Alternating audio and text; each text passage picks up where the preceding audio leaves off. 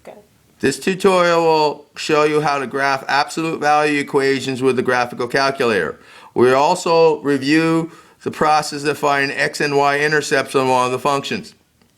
As you notice on my paper, I have two equations. Y equals the absolute value of x minus 4 and y equals the absolute value of x minus 3. Two separate different equations. Now the absolute value function, just before we get into graphing, you access using the math button. It's math.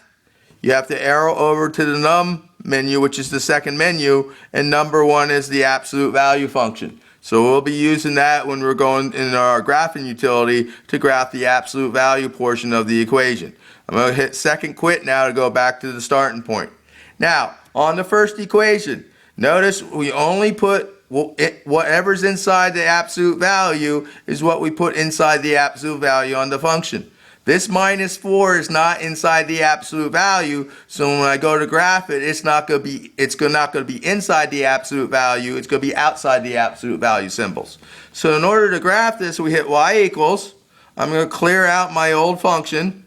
I'm going to hit the math button, arrow over to the num menu, select 1 for absolute value. Notice, absolute value goes into the function menu. I'm just going to put the variable x in. I'm going to close my parentheses so that denotes everything inside that parentheses is inside the absolute value. And I'm going to put minus 4 and hit graph. Now notice the absolute value function is V-shaped. That's normal.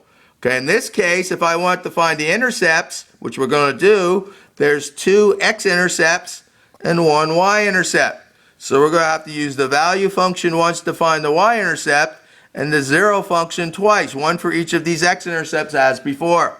So to find the y-intercept of this, I simply hit second calc, 1 for value, plug 0 in for x, hit enter, and I get the point y equals negative 4.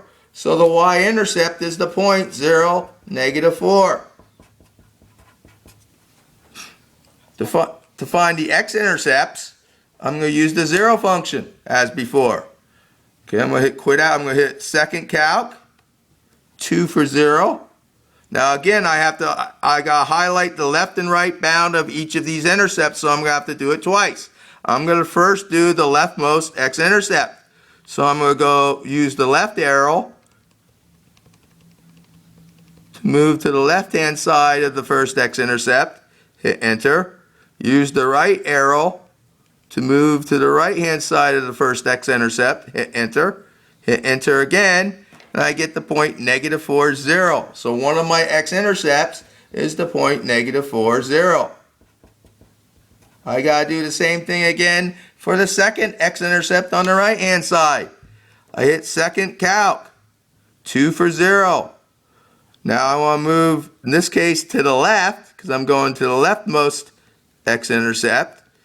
I want to still stay to the left-hand side, not cross it, but get close enough to it so I'm to the left, so I have that point inside the boundary.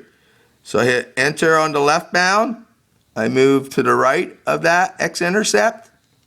Hit enter again. The second x-intercept is the point 4, 0.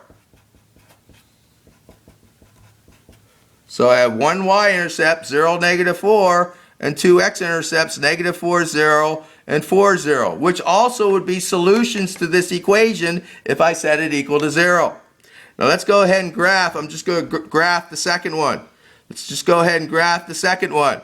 So I'm going to hit y equals, clear out the old one, hit absolute value, so I hit the math button, arrow over to your num menu, select 1.